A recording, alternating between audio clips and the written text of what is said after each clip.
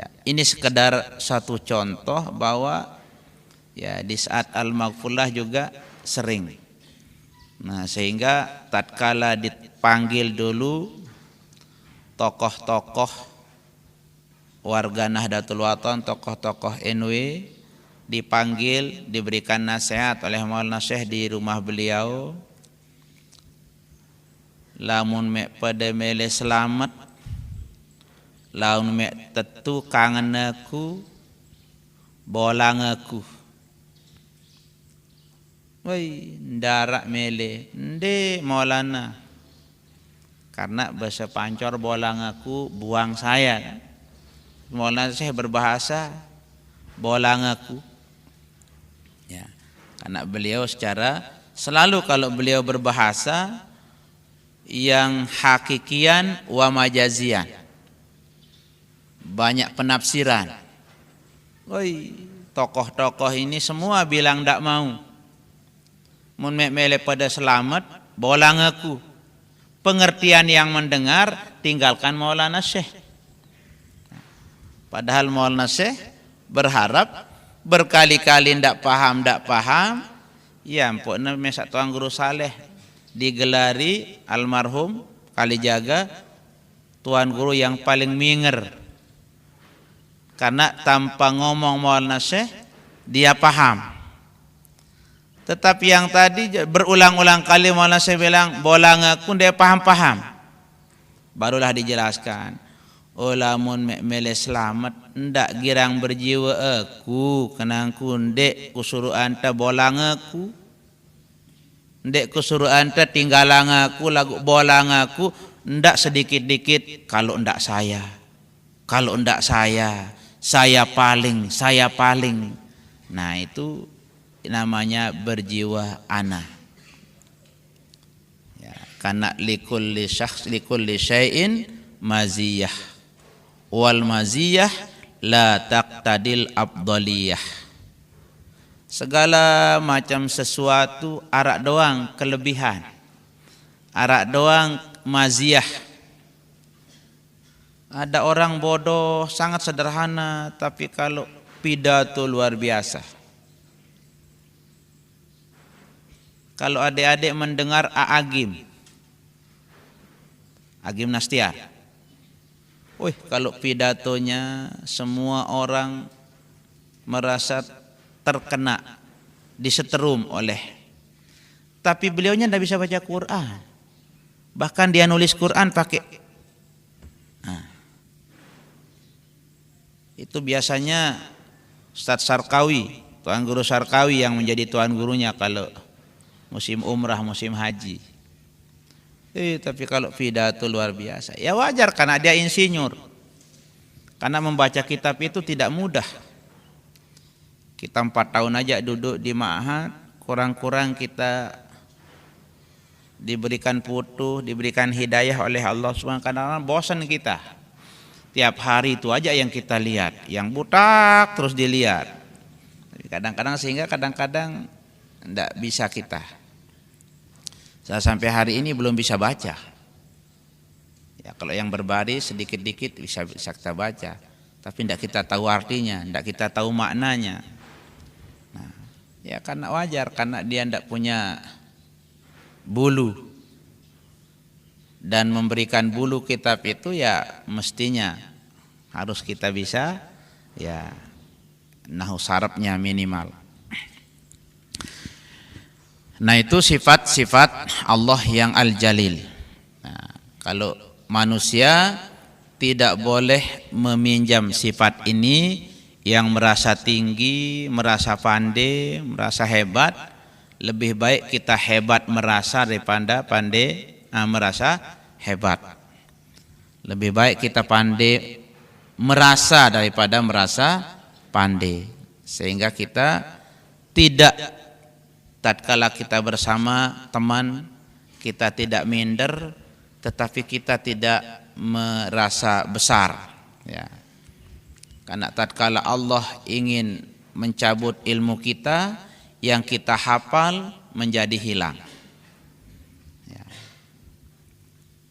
Ya, itulah sebabnya Maulana Syekh mengajak kita supaya impa'na bima alam tanah. Rabbi alimna alladzi yanfa'una. Supaya ilmu itu yang sudah kita miliki agar Allah memberikan manfaat, agar diberikan berkah. Ma alam tanah.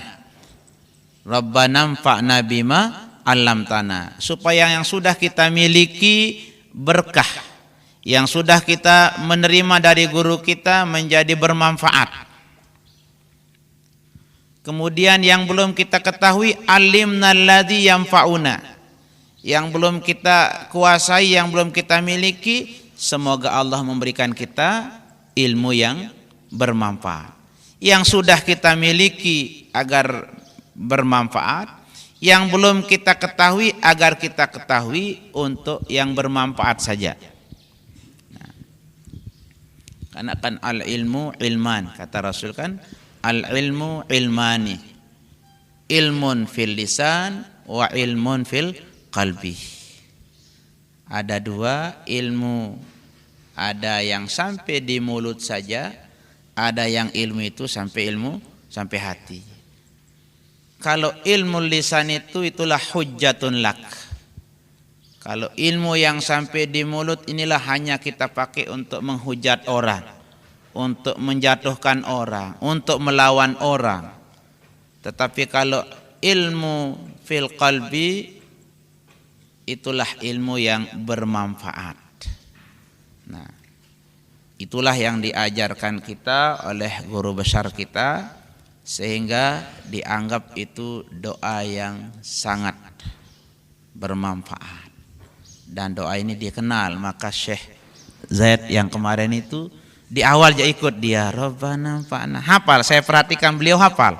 Begitu kita Rabbana ya zal jalali wal minan, ketawa dia. Ya.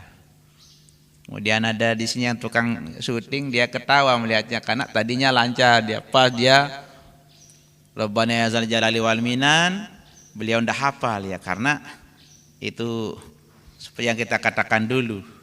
Ini doa yang Hadramiyun wa Indonesiun. Karena itu doa-doa orang Hadrami biasa, doa pusaka itu dihafal. Nah, disitulah Maulana Syekh tatkala doa-doa yang hebat, masuk beliau di situ idraj.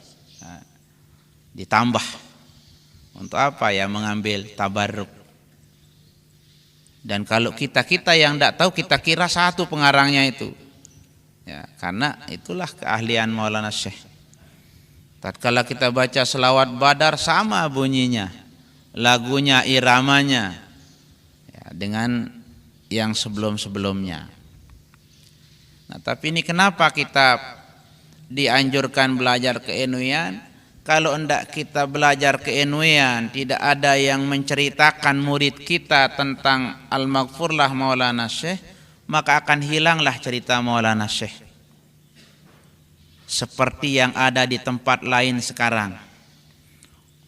Orang-orang yang tidak pernah ngaji di Maulana Syekh sekarang bangga. Ternyata hebatan sekarang cucunya dari Maulana Syekh.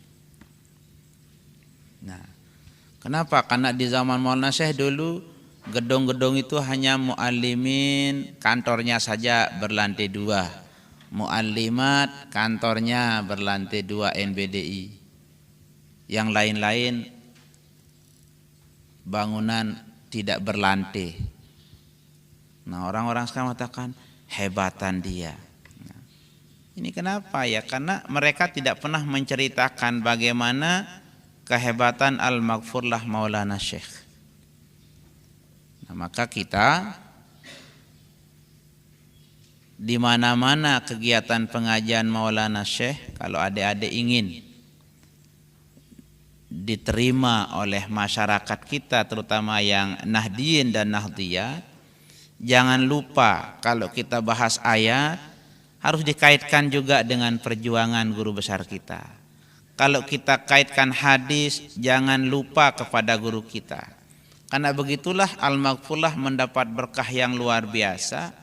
apapun yang dia bahas ayat Al-Quran mesti beliau kaitkan dengan Nahdlatul Wathon. Kalau sudah terkait Nahdlatul Wathon, beliau kaitkan dengan gurunya, gurunya dikaitkan lagi dengan guru-gurunya yang berjasa. Nah, karena beliau sering sekali menyampaikan kepada kita, wa bi zikrihi tatanazzalur ruhama, dengan menyebut orang-orang yang soleh, wa bi zikrihim, dengan menyebutkan ulama-ulama ussolihun, ya, tatanazzalur ruhamat, Allah akan menurunkan rahmatnya, kasih sayangnya. Tidak rugi kita menyebut orang soleh, tetapi rugi kita kalau menyembunyikan. Ya.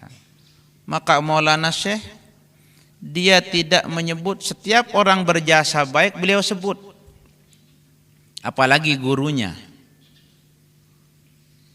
Pendiri-pendiri organisasi Islam yang berjasa beliau sebut.